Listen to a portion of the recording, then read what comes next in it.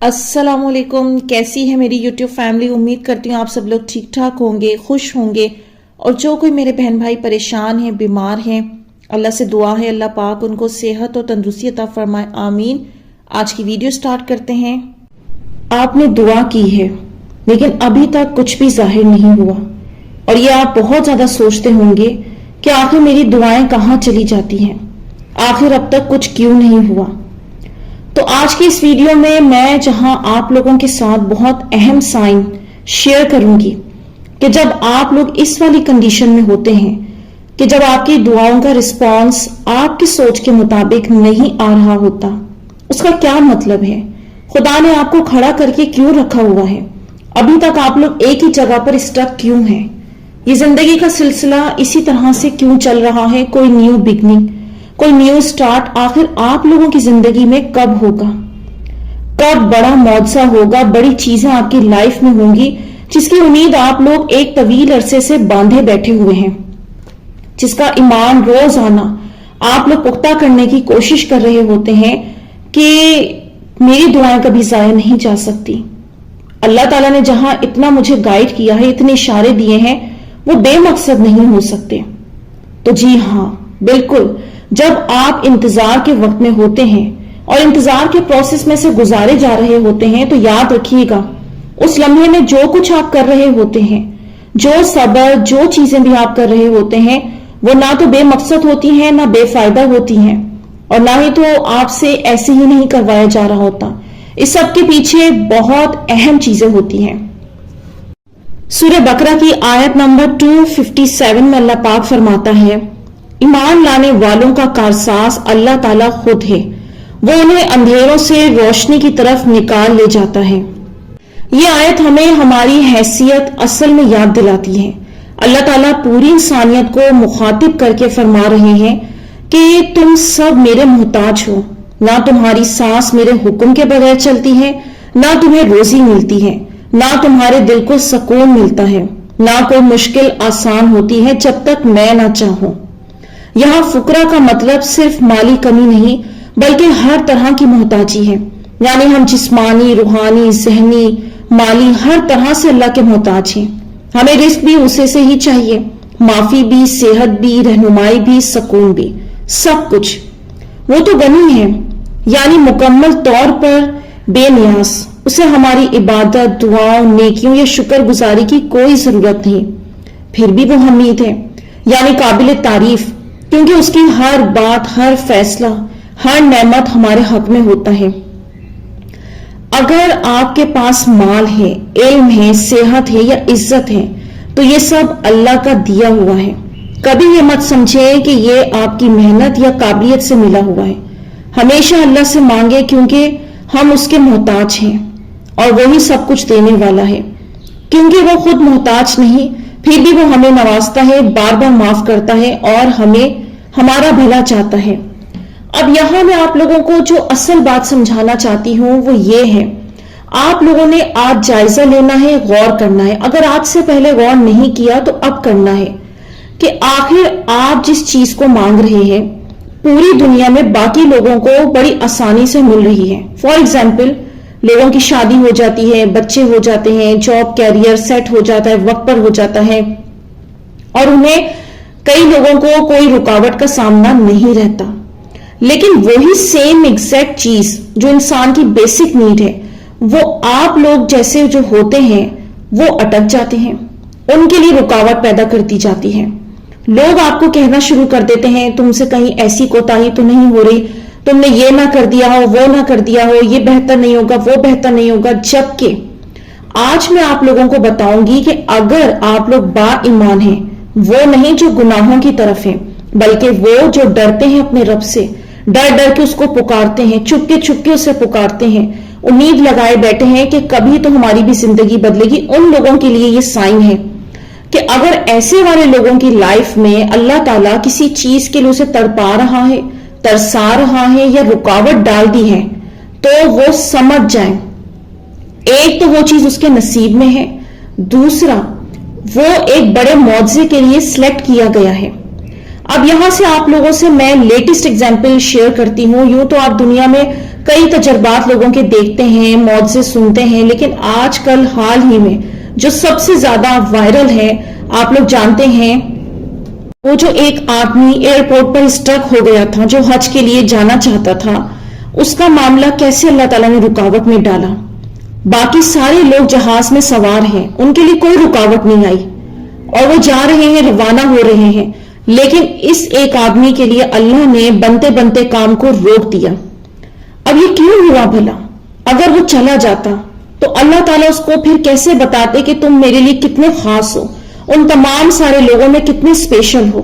اور اگر آپ لوگوں میں سے کئی لوگ یہ واقعہ نہیں جانتے تو میں تھوڑا سا اس کا ذکر کر دیتی ہوں، اور وہ یہ بات ہے کہ یہ شخص اس سال حج کی نیت سے سفر پر روانہ ہوا تو ایئرپورٹ میں القذافی ہونے کے سبب سیکیورٹی کلیئرنس نہیں دیا گیا اور جہاز عامر کے بغیر ہی پرواز کر گیا، لیکن کچھ فنی خرابی کے سبب کچھ ہی دیر میں جہاز کو واپس اسی ایئرپورٹ پر لینڈنگ کرنا پڑی۔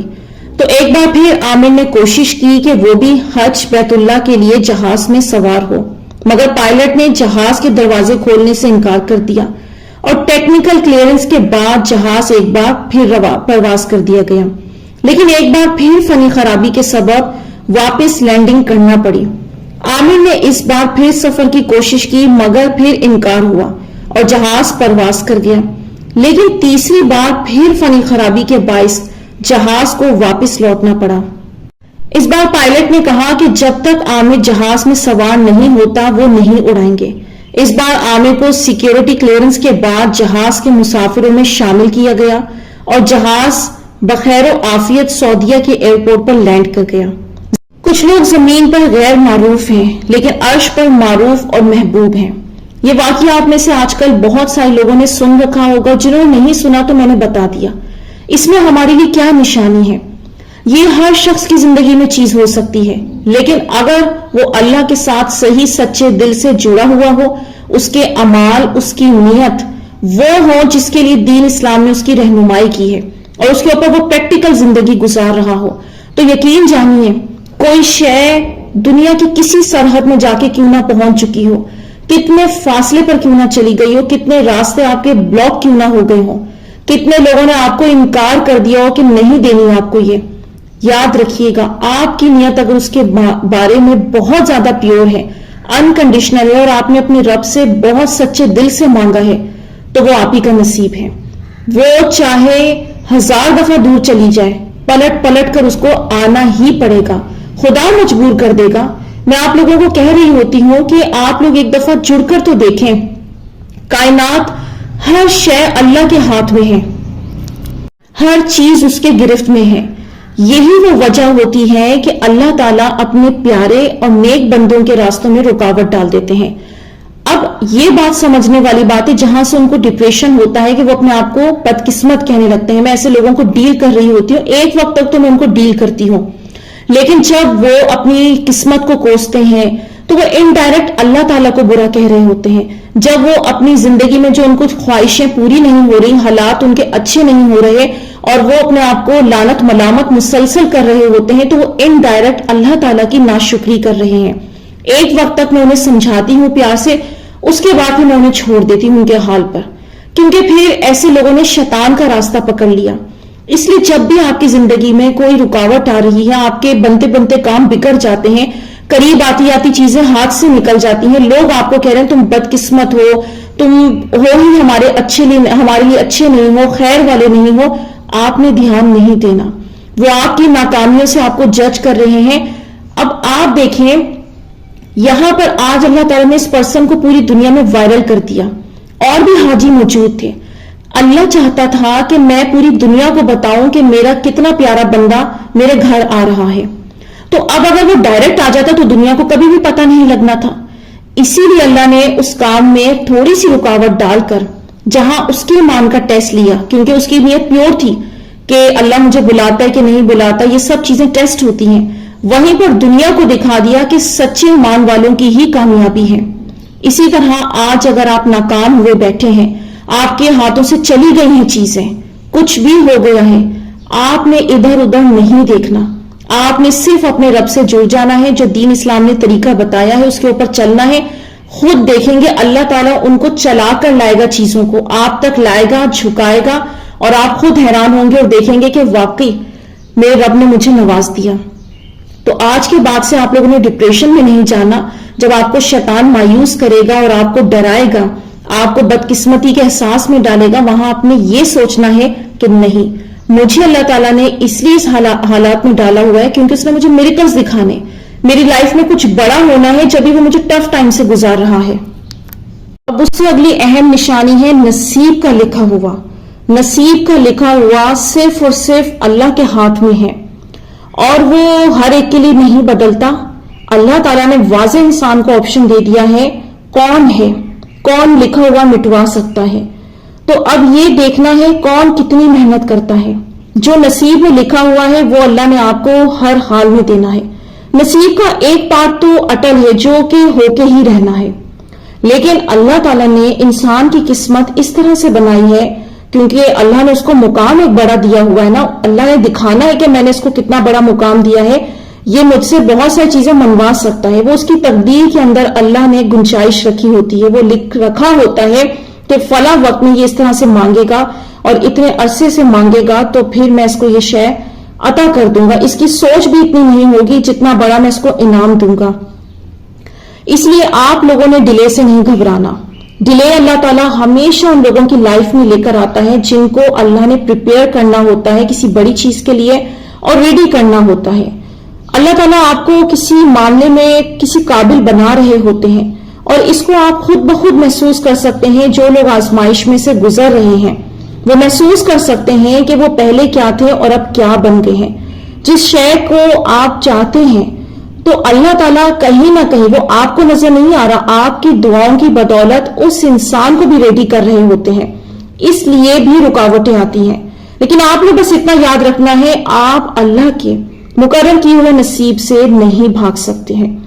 اللہ نے جو آپ کے مقدر میں لکھ رکھا ہے وہ کسی نہ کسی طریقے سے ہو کر ہی رہنا ہے۔ یہ میں آپ کبھی بھی اس چیز کو ٹال نہیں سکتے۔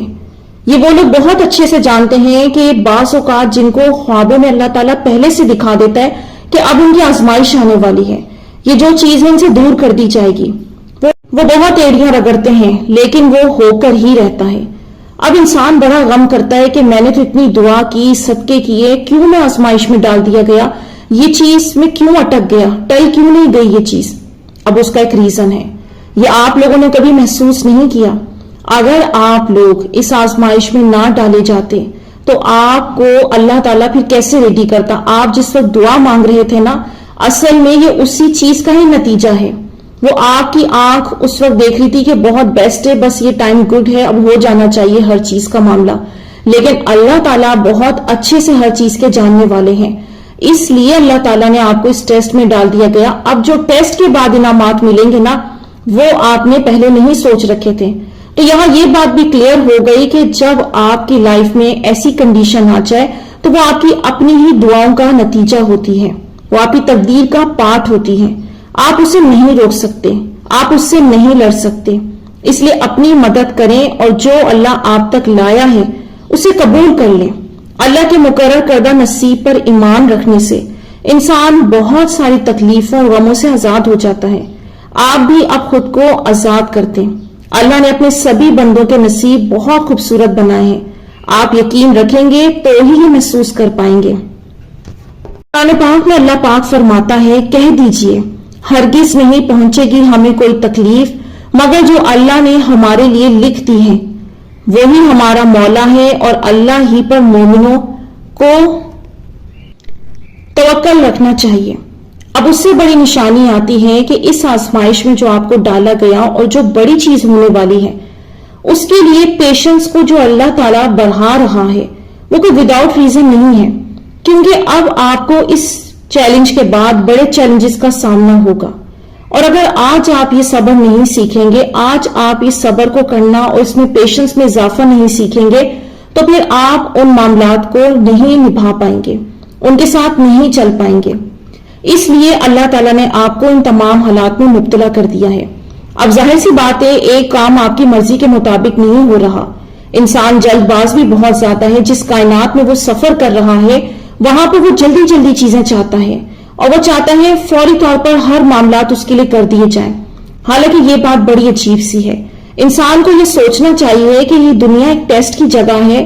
فوری طور پر ظاہر ہونے والی جو جگہ ہے وہ جنت ہے، جو اس جہان کے سفر کو کاٹنے کے بعد، ٹیسٹ کو پاس کرنے کے بعد وہاں پر حاصل کرے گا.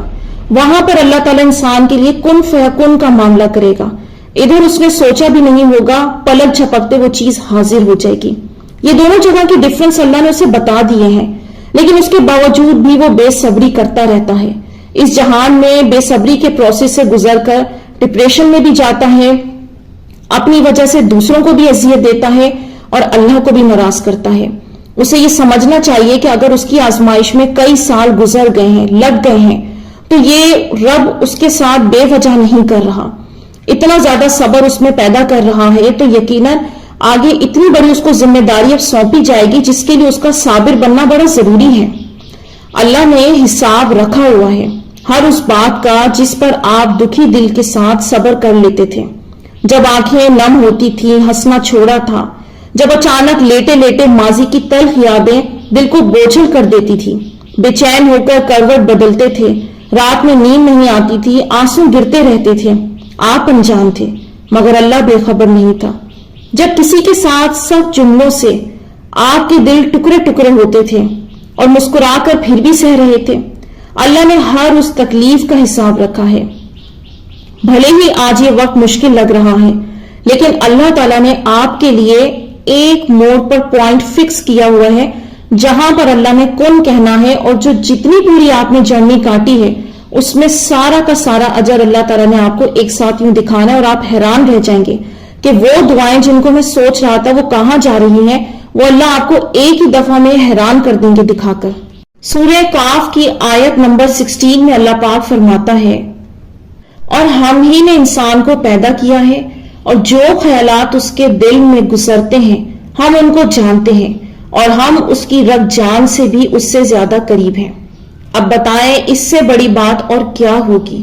جب آپ ڈپریشن میں ہوتے ہیں تو ان آیتوں کو پڑھا کریں اور سمجھا کریں کہ اللہ آپ لوگوں کی حالتوں سے انجان نہیں ہے.